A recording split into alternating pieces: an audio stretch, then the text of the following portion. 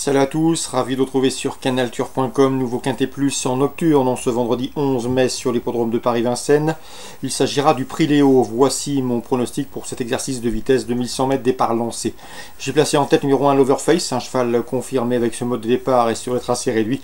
Il possède d'ailleurs en 1-11-2 le meilleur chrono du peloton sur ce parcours. On lui posera le numéro 5 King Surkir qui lui aussi est confirmé à ce niveau. Une victoire et 5 places en 10 quintets courus. Il reste également sur 3 podiums consécutifs. Une confirmation est ici attendue. Le numéro 4 Ardent Duclos vaut mieux que ne l'indiquent ses derniers classements.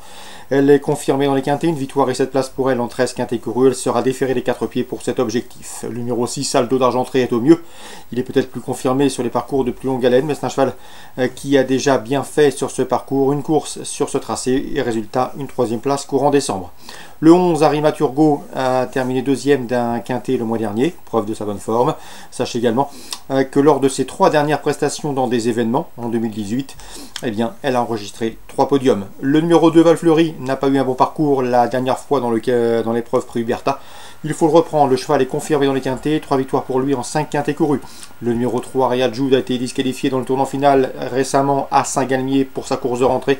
Il faut la reprendre, elle a de la qualité, elle affiche d'ailleurs 25 podiums en 50 courses courues. Le numéro 13 Twitter a maintenant 9 ans, mais il est toujours un grand, toujours vaillant, et possède un chrono d'une 11-4 sur ce parcours, un chrono récent puisqu'établi le mois dernier.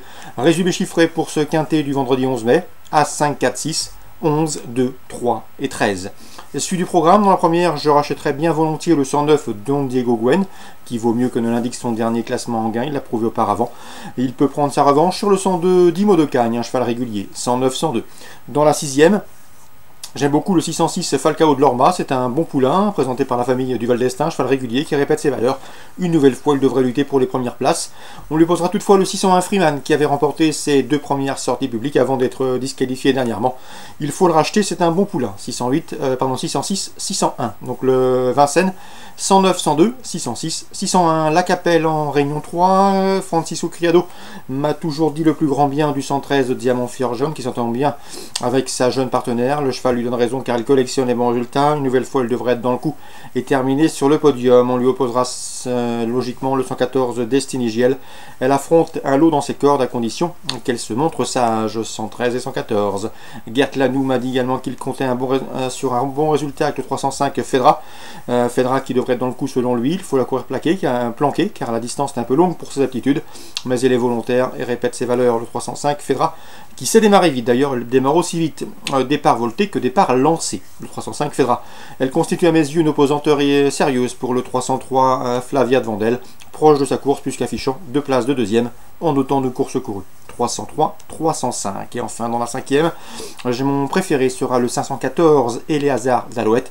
Le cheval fait face à un engagement sur mesure. C'est un cheval qui, à mon avis, vaut mieux que cette catégorie. Et il sera de surcroît déféré des 4 pieds pour la première fois. Autant d'atouts qui plaident en sa faveur. Donc pour la Capelle Réunion 3, on résume tout ça en chiffres. 114, 113, 303, 305. Et enfin, le 514 pour d'éventuels jeux simples. Et les hasards d'Alouette. On passe à Chantilly, Réunion 4. Dans la première, j'aime beaucoup le 110 Samfire, qui à mon avis est proche de la course et peut la trouver ici. C'est une protégée d'Henri-François Devin, qui présente toujours à bon escient. Et dans la 4e, le 401 Bugle Major, qui a débuté victorieusement récemment à Longchamp le mois dernier, qui bénéficie d'engagement classique, mérite crédit. Il peut à mon avis préserver son invincibilité. 110 Samfire, 401 Bugle Major, Dieppe Réunion 5, mon coup de cœur sera le 410 Provocateur. C'est vrai qu'il n'a pas couru depuis le mois de décembre 2016, ça commence à dater, mais le cheval affronte un lot à sa portée, il ne serait pas surprenant de le voir s'imposer d'entrée de jeu. 410 Provocateur. Et enfin pour Toulouse, Réunion 6, je rachèterai le 209 Chistuderati. C'est un bon cheval, il a été disqualifié dernièrement à Cordemais, mais auparavant il avait bien gagné à Cholet début avril, et à mon avis dans ce lot il trouve une belle occasion de se racheter, sauf incident et sauf incartade, il a sa place sur le podium de cette course. C'est le 209 Chistuderati, c'est à Toulouse en Réunion 6. Bonne journée à tous, bon jeu et rendez-vous demain pour une nouvelle émission.